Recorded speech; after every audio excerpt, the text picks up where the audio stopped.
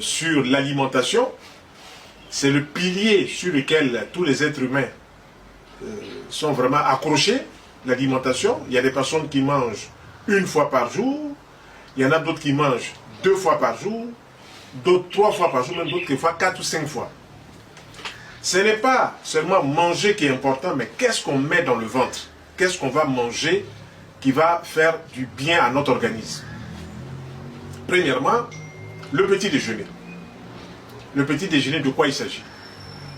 Il s'agit d'éléments que nous devons introduire le matin, avant peut-être d'aller travailler, avant peut-être d'aller à l'école, avant d'aller étudier.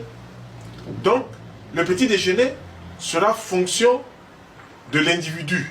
Ça veut dire quoi? Ça veut dire que celui qui va, par exemple, utiliser les plantes, qui va utiliser par exemple les aliments, ce sera fonction de ce qu'il va faire.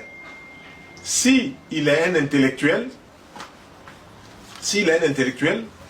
il va avoir besoin d'aliments qui vont faire du bien à ses cellules cérébrales, c'est-à-dire à son cerveau. Si il est un monsieur qui transporte de gros bagages, qui transporte des sacs de ciment, qui transporte des sacs de riz, donc il a besoin d'énergie, il ne va pas manger les mêmes choses que monsieur qui va au bureau. Donc, pour celui qui va au bureau, pour l'étudiant, pour l'élève, forcément, il faudra certains types d'aliments pour entretenir le cerveau. Les premiers aliments que nous connaissons, qui sont favorables au cerveau, qui sont bienfaisants pour le cerveau, ce sont tous les fruits que nous avons sur toute la surface de la terre.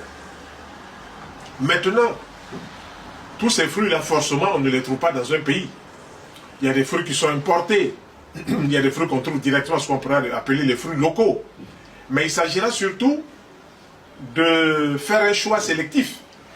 Si on a, par exemple, en Côte d'Ivoire, où je m'exprime actuellement, on a des oranges par saison, des bananes, des mangues, des papayes, des pamplemousses, des corosols. Disons ça, ce sont les fruits qu'on trouve immédiatement, qu'on peut en trouver toute l'année. Et puis, il y a des fruits aussi qui sont importés, comme les pommes, comme les clémentines, comme les kiwis. Bref, il y a beaucoup de fruits. C'est à chacun, suivant sa poche, qui va donc aller chercher les fruits qui semblent lui convenir. Si l'étudiant, qu'il soit l'enfant du cours préparatoire première année, ou de la maternelle, ou l'enfant du secondaire, et ensuite les gens même de l'université, s'ils apprennent à manger des fruits au petit déjeuner,